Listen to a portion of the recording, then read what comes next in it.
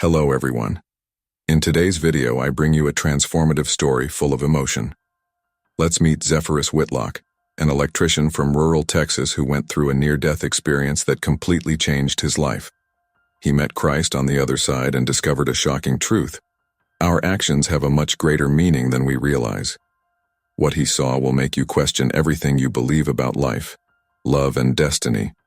Before we start, leave your like, subscribe to the channel so you don't miss any incredible content like this, and activate the bell to receive all notifications.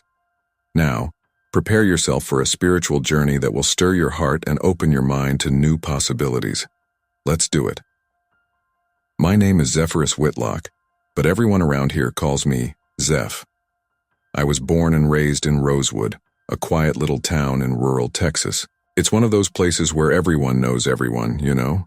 The kind of town where gossip travels faster than the wind, and where the summer heat seems to melt even the shadows.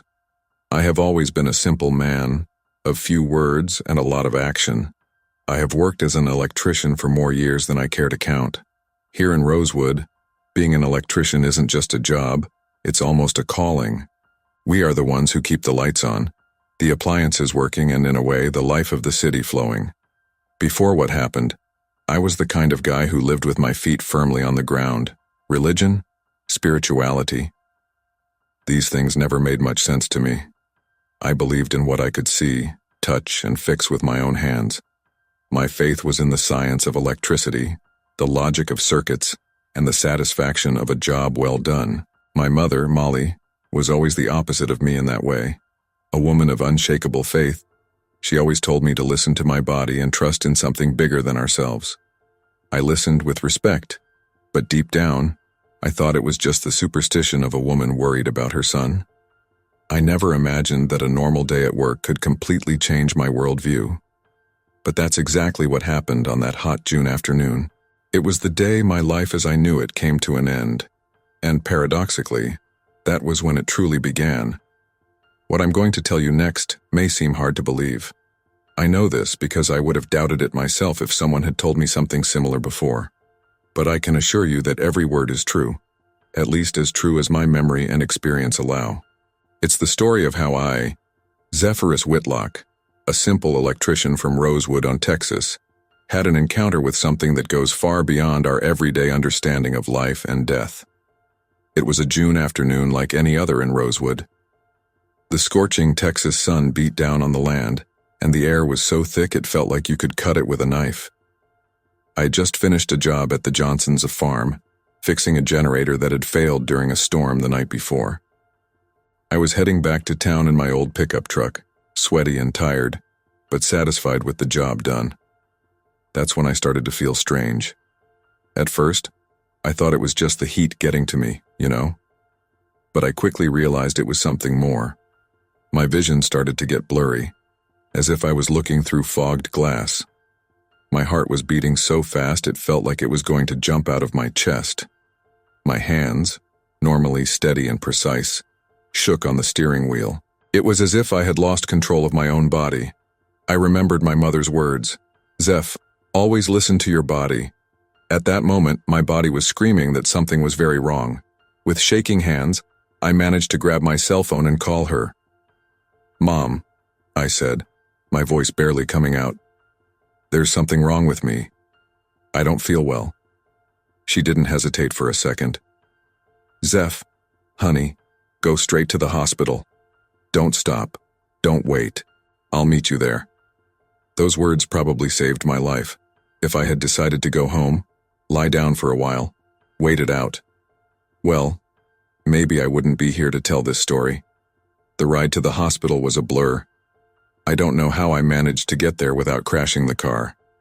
When I finally pulled up to the emergency room, I could barely stand. I staggered to the front desk, my vision increasingly blurred, my body feeling like it weighed a ton. The last thing I remember was seeing Dr. Harris, who knew me from other workplace accident visits, running toward me. I heard his distant voice, "Zeph, what's going on?" I tried to respond, but the words wouldn't come out. And then, everything went dark. It was at that moment that my journey really began. A journey that would take me beyond the limits of life as we know it, and make me question everything I believed in until then. What happened next is something I still have trouble putting into words. It's like trying to explain colors to someone who was born blind. But I will do my best to share this experience with you. When darkness enveloped me, I thought I had passed out. But then, suddenly, I found myself floating above my own body. It was as if I was watching a scene from a movie. Only the protagonist was myself. There I was, lying on the hospital gurney, pale and still. Doctors and nurses moved quickly around me, speaking in urgent voices that I couldn't fully understand. I saw Dr. Harris shouting orders. I saw a nurse preparing the defibrillator. The strangest of all, I didn't feel afraid. In fact, I felt a peace that I had never experienced before. It was as if all the weights, all the worries I carried in life had simply disappeared. I looked at my hands, or rather, at what I perceived as my hands in that state, and noticed that they were translucent, almost ethereal. I had no weight. I didn't feel pain. I didn't feel tired. It was a feeling of absolute freedom. I floated down the hospital hallway and saw my mother sitting in the waiting room, her hands clasped in fervent prayer. I wanted to comfort her, tell her that everything was okay, that I had never felt so at peace. But, of course, she couldn't see or hear me. It was at that moment that I felt a kind of calling. It was not a sound, not a voice. It was more like an irresistible pull, pulling me upward. I looked up at the hospital ceiling and, to my surprise, it simply wasn't there anymore. In place of the ceiling, I saw a huge cloud forming. It was unlike any cloud I have ever seen on Earth. It glowed with its own light, pulsing as if it were alive. And then, right in the center of that cloud, a path began to open up. It was as if giant, invisible hands were splitting the cloud in half, revealing a shining road. The road seemed to be made of pure light, soft and inviting. Without hesitation, I began to float towards it. As I got closer, the feeling of peace and well-being only increased. It was as if every inch I advanced freed me even more from earthly bonds. I remember thinking, so this is what it means to be truly free. At the end of that road of light, I saw something that intrigued me, a door. It was nothing extraordinary at first glance, just a simple wooden door, without varnish or decorations. But in that context, it seemed like the most important thing in the universe. And it was then that I saw them. 4 female figures, standing near the door. They wore long white Victorian-style dresses, each with a purple sash. They emanated a light so intense that it was difficult to make out their faces, but somehow, I knew they were there to guide me, to protect me. In that moment, suspended between the world I knew and something completely new and unknown, I knew my life would never be the same. Whatever was beyond that door, whatever those luminous figures represented, was about to change everything I thought I knew about life, death, and existence. As I gazed at the door and the 4 female figures, something even more extraordinary began to happen. Right in front of me, a new presence began to materialize. It was like watching an invisible sculptor working at high speed, molding a form out of thin air. It started at the feet, slowly working its way up. I saw worn jeans form, followed by a simple white t-shirt. Arms appeared, the calloused hands of someone accustomed to hard work. And then, finally, the face. It was the face of a mature man, with expression lines that spoke of a life lived intensely. His hair was white and curly, contrasting with his sun-tanned skin. He looked like an ordinary farmer, someone I could find on any corner in Rosewood. But his eyes... oh, his eyes were unlike anything I'd ever seen. They were deep, ancient, filled with a wisdom I couldn't fully understand. And the way he looked at me, it was like he could see right through me, like he knew every thought, every action, every moment of my life. The most surprising, even seeing all of this, even knowing my every flaw and weakness, His gaze was filled with unconditional love, a love so pure, so powerful, that it made me feel small and, at the same time, immensely valued. Then, he spoke. His voice was soft but carried the weight of ages. "Zeph, we love you." Those 4 simple words hit me like lightning. It was as if every cell of my being vibrated in response.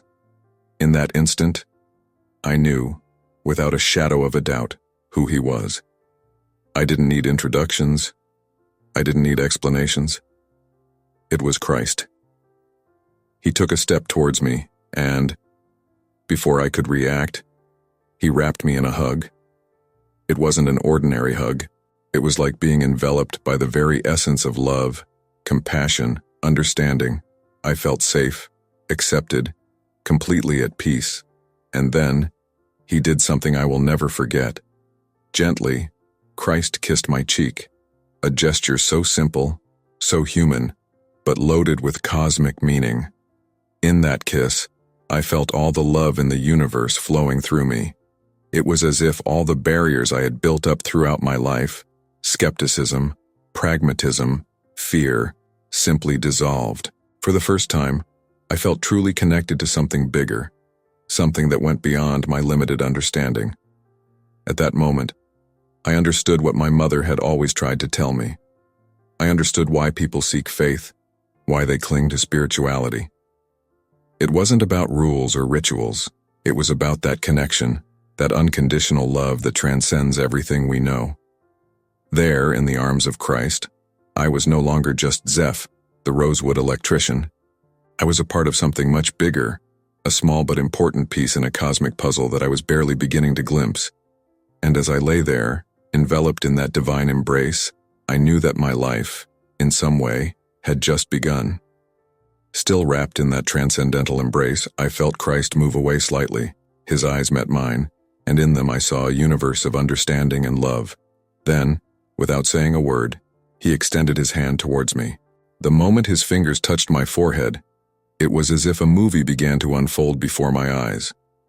But it wasn't just any movie. It was the story of my life, seen from a perspective I never imagined possible. I saw myself as a baby in my mother's arms, her eyes shining with love and hope. I saw my first steps, my first word, my first day of school. Every significant moment in my life flashed before me at incredible speed. But at the same time, I could capture every detail. I saw myself growing, learning, making mistakes and successes. I saw the choices I made, the words I said, the actions I took. But the most surprising thing was that I wasn't just seeing these moments, I was feeling the impact of each one of them. I felt the pain I caused when, as a child, I made fun of a classmate for his appearance. I felt the joy it brought when I helped Mrs. Thompson fix her refrigerator without charge because I knew she barely had enough money to feed herself. Every action, every word, every thought, everything had a weight. Everything created ripples that spread far beyond what I could imagine. It was as if I could see invisible lines connecting my life to the lives of everyone around me, and beyond. And then came the most shocking revelation of all. I realized that even my good deeds, the ones I was so proud of, weren't really mine. Every act of kindness, every gesture of compassion, every moment of courage, all of it was inspired and guided by the love of Christ. It was as if a veil had been removed from my eyes.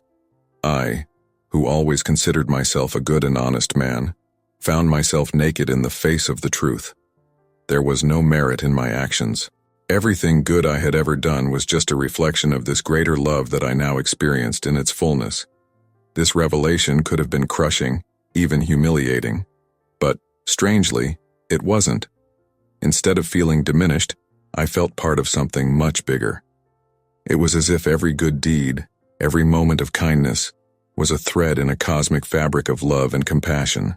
Christ showed me that life wasn't about accumulating merit or being good enough. It was about being a conduit for that unconditional love, allowing it to flow through us to touch the lives around us. At that moment, I understood the true meaning of humility. It was not about diminishing ourselves or denying our capabilities. but recognizing the source of all good, of all goodness. It was understanding that we are all instruments of something much bigger than ourselves. And then, as suddenly as it had begun, the vision ended. I found myself again before Christ, his hand still on my forehead. His eyes, full of compassion, told me that he knew exactly what I had experienced, what I had understood. I sat there, silent, letting this new understanding settle into my being. It was as if every cell in my body was being rewritten, every thought recalibrated.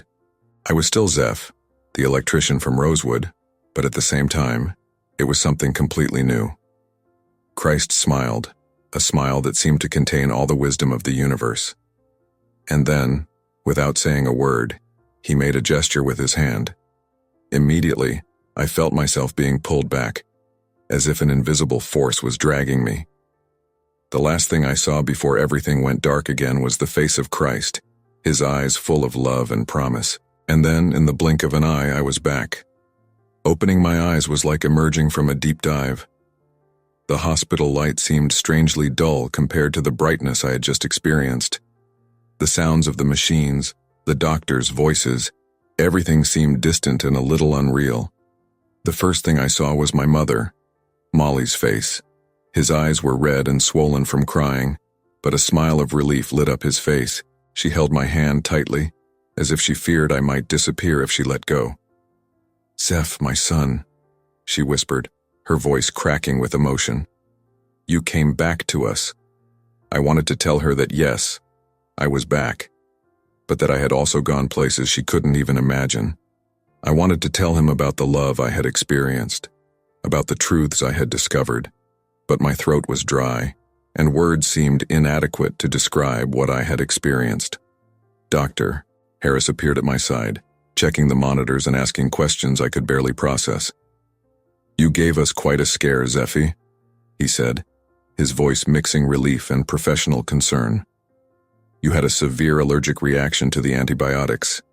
For a moment, we thought we had lost you." Lost? No, I wasn't lost. For the first time in my life, I felt truly found. In the days that followed, I stayed in the hospital for observation. Doctors ran tests, adjusted medications, monitored my recovery. But while they worried about my body, my mind and spirit were elsewhere. I replayed every moment of my experience, every detail of what I had seen and felt. Christ's embrace, the kiss on my cheek, the vision of my life. Everything was etched in my memory with crystal clarity. My mother rarely left my side. She must have noticed something different about me because sometimes she would catch me looking at her with an expression she didn't recognize. "Zeph," she asked me at one of those moments, "what happened to you while you were, you know?" I smiled, taking his hand. "Mom," I said softly. "I saw it. I understood it. Everything you ever told me about faith, about trusting in something greater than ourselves, I finally understood." Tears welled up in her eyes, and she squeezed my hand. We didn't need any more words. In that moment, we shared an understanding that went beyond words. As my physical strength returned, a determination grew within me. I knew I couldn't just go back to my old life as if nothing had happened. The experience I had was not something to be saved or forgotten. It was a calling, a purpose. When I was finally released from the hospital, I knew I was leaving not just a physically healed man, but someone profoundly transformed. The world outside looked the same, but my eyes now saw it in a completely new way. I was ready to start my journey again, but this time it would be a journey guided by the love and understanding he had experienced. A journey to be a channel of that unconditional love that had touched my soul. Returning home after the hospital experience was like entering a familiar world, but seen through a completely new lens. The streets of Rosewood, which I knew like the back of my hand, looked different now. Not physically, of course, but the way I perceived them had changed drastically. Every person I saw on the street was no longer just a familiar face or a stranger passing by. Now I saw them as Christ saw them. Precious souls, each with their own journey, their own struggles and joys. I began to wonder, How can I be a conduit for that unconditional love I experienced for these people? My work as an electrician, which was once just a way to make a living, took on a new meaning. Every home I visited, every problem I solved, became an opportunity to serve, to demonstrate kindness, to be a reflection of that divine love that had touched my soul.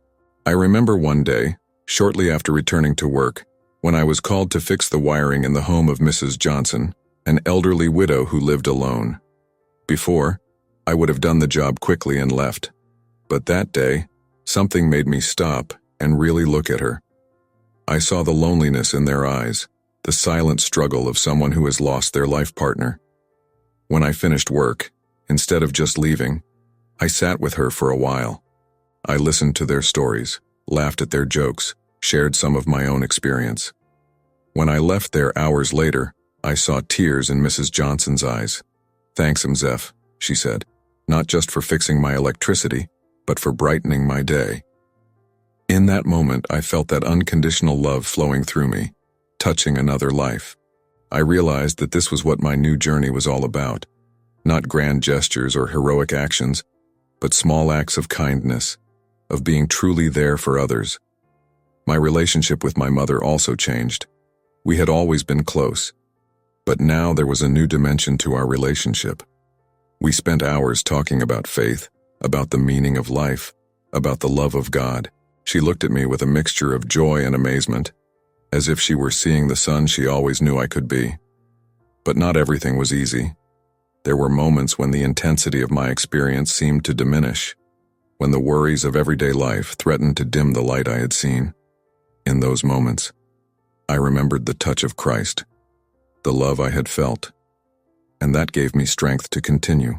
I began to see the world not as a place of chance and coincidences, but as an intricate fabric of connections and purpose. Every encounter, every conversation, every small event seemed to have a deeper meaning. I found myself constantly thinking, what's the point of this? How can I be an instrument of love here? This new perspective didn't mean I had all the answers. In fact, in many ways, I had more questions than before, but they were different questions. Questions that led me to a deeper search, to a desire to better understand the mystery of the life and love I had experienced. At night, before bed, I often found myself reliving those moments beyond life. Christ's embrace, the kiss on the cheek, the vision of my life. All of it was etched in my memory with a clarity that time didn't seem to diminish, and each time I revisited those memories, I felt renewed, ready to face another day with love and purpose. Life in Rosewood continued as it always had. But for me, Zephyrus Whitlock, everything had changed. I was the same man, but at the same time, I was someone completely new, and this new version of me was just beginning to discover what it meant to truly live, to love unconditionally, and to be a reflection of that divine light that had touched my soul. It would be easy to think that, after such a profound and transformative experience, life would become a bed of roses, that I would float through the days in a constant state of spiritual bliss, immune to the worries and hardships of the world. But the reality, as always, proved to be much more complex. The first few months after my near-death experience were filled with challenges that tested my newfound faith and understanding of life. The biggest of these, ironically, came from within Rosewood's own religious community. When I started sharing my story, the encounter with Christ, the vision of unconditional love, the understanding that we are all channels of that love, not everyone received it well. Pastor Thompson, in particular, seemed suspicious. "Zeph," he told me one day after the service, his voice a mix of concern and skepticism, "we need to be careful with these visions. Not everything that seems divine really is. Sometimes the mind plays tricks on us. Your words hurt me more than I care to admit. Here I was, trying to share something that had completely changed my life, and I was being treated with suspicion. It was a painful reminder that not everyone would see or understand things the same way I now did." Another challenge came at work. My new approach, spending more time with clients, really listening to their stories and concerns, wasn't always well received. Some appreciated the extra attention, but others were impatient or uncomfortable. "Look, Zeph," Mr. Grigsby said one day, clearly irritated. "I just want you to fix my air conditioning. I don't need a spiritual advisor." These moments made me question, was I approaching things the wrong way? Was I imposing my experience on others in a way that pushed them away, rather than brought them closer? There were also internal challenges. Despite the depth of my experience, I was still human, with all the weaknesses and flaws that implies. There were days when irritation took over me, when harsh words escaped my lips before I could contain them. Times when selfishness or impatience seemed to have more control over my actions than the love I had experienced. In those moments, I felt like a failure. How could I, who had experienced something so profound and transformative, still fall into the same traps as before? Guilt and shame sometimes threatened to consume me. It was during one of these moments of doubt and self-condemnation that I had a revealing conversation with my mother. Sitting on the porch at home, watching the sunset, I shared my struggles and frustrations with her. She listened to me patiently, her eyes full of understanding. When I finished, she took my hand and said, "Zeph, my son, you have experienced something extraordinary. But that does not make you perfect. The love that you have seen, that you have felt, does not demand perfection. It accepts you exactly as you are, with all its faults and weaknesses." Your words were like a balm to my tormented soul. They reminded me of the unconditional love I had experienced, a love that was not dependent on my performance or perfection. Slowly, I began to understand that challenges were not obstacles in my path, but an integral part of the journey. Every difficulty, every moment of doubt or failure, was an opportunity to practice love and compassion, not just with others, but also with myself. I realized that true transformation wasn't in being perfect, but in how I responded to imperfections, my own and those of others. It was about learning to love and forgive, not just when it was easy, but especially when it was hard. Over time, I learned to better navigate these challenges. From Pastor Thompson and others who doubted my experience, I learned to be patient and not try to force my understanding on them. Instead, I focused on living up to the love I had experienced, letting my actions speak for themselves. At work, I've found a balance between being considerate of my clients and respecting their boundaries. I learned to read people better, to understand when they were open to a deeper conversation and when they preferred if I just did my job and walked away. As for my own flaws and weaknesses, I have learned to see them not as failures, but as reminders of my humanity and opportunities for growth. Each time I lost my temper or acted selfishly, I used it as a reminder to return to the love I had experienced, to reconnect with that source of compassion and understanding. One day, about a year after my near-death experience, I had a moment of clarity that summed up everything I had learned. I was fixing the electrical wiring at the church when I heard Pastor Thompson talking to a member of the congregation. "You know," he said, his voice full of reflection, "I don't know if I believe all this vision stuff Zeph tells, but I can't deny that something has changed in him. He has a peace, a kindness that he didn't have before. Whatever happened to him, the fruits are good." Hearing this filled me with profound joy. I realized that in the end, it didn't matter whether people believed my experience or not. What mattered was how I lived my life, how I treated others, how I embodied the love I had experienced. The challenges have not disappeared. There were still difficult days, moments of doubt, situations that tested my patience and my faith. But now I saw them differently. Each challenge was an opportunity to practice love, to grow, to become a clearer channel for that light that had touched my soul. And so, day after day, challenge after challenge, I continued my journey.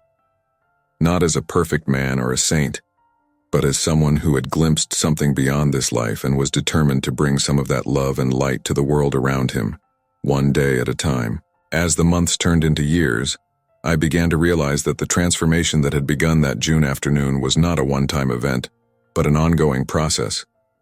It was as if that near-death experience had planted a seed in my soul, and now I was watching and actively participating in its growth and blossoming.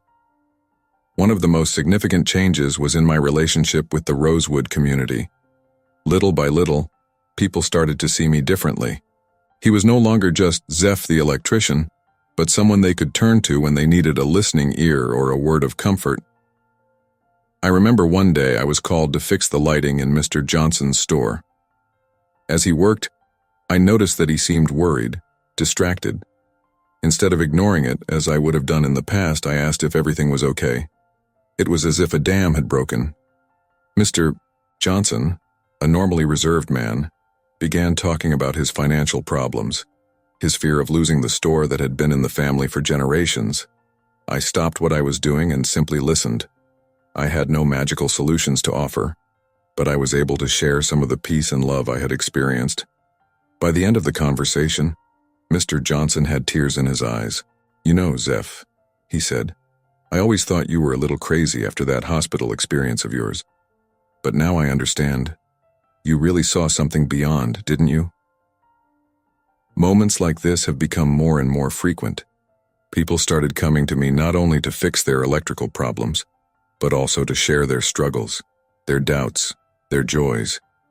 I didn't have all the answers, of course, but I could offer what I had received: unconditional love, acceptance, understanding. My relationship with the church has also evolved. Although there were still some who looked askance at my experience, many began to see the fruits of it in my life. I was invited to share my story in Bible study groups and youth meetings, not to convince anyone, but to offer a different perspective on God's love and the meaning of life. At home, my transformation had a profound impact on my mother, Molly. Watching her witness the change in me was a constant joy. Our conversations deepened. Our prayers together took on new meaning. She often said, "Zeph, it's like I'm seeing the son I always knew you could be." But the most significant transformation was happening within me. Day after day, I struggled to live up to the love I had experienced. It wasn't always easy. There were days when the old ways of thinking and acting tried to regain control, but each time I was able to choose love over fear, understanding over judgment. I felt that connection with the divine growing stronger. I began to see life as a series of opportunities to grow in love.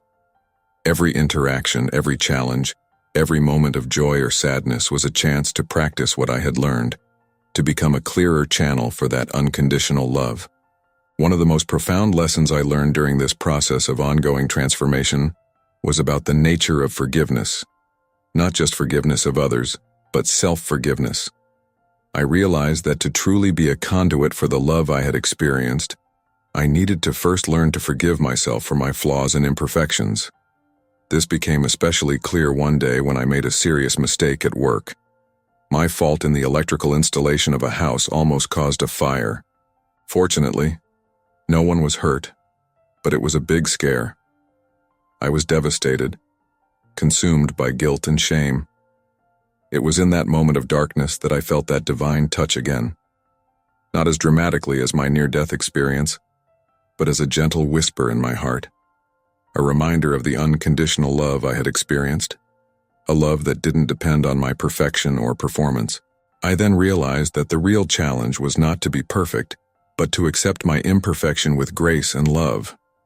By forgiving myself, I was practicing the same unconditional love I had received, and this allowed me to extend that forgiveness to others in a more genuine way.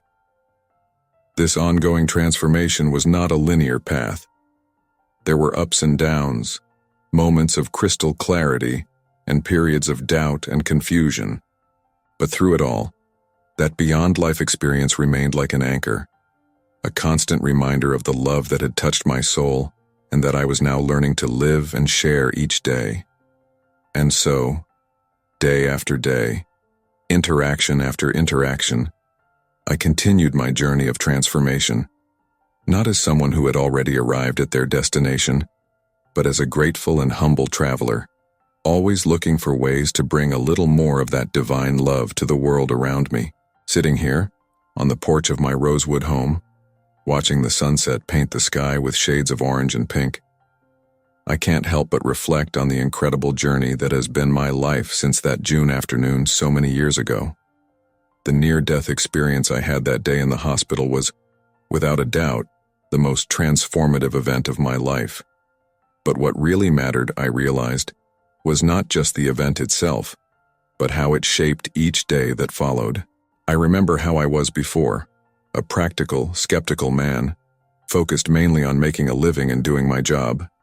Not that there was anything inherently wrong with that, but now I see how limited my vision was, how I was missing so many opportunities for connection, for love, for growth.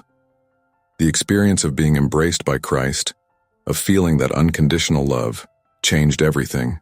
It was as if I had spent my entire life seeing the world in black and white, and suddenly, someone had turned the colors on.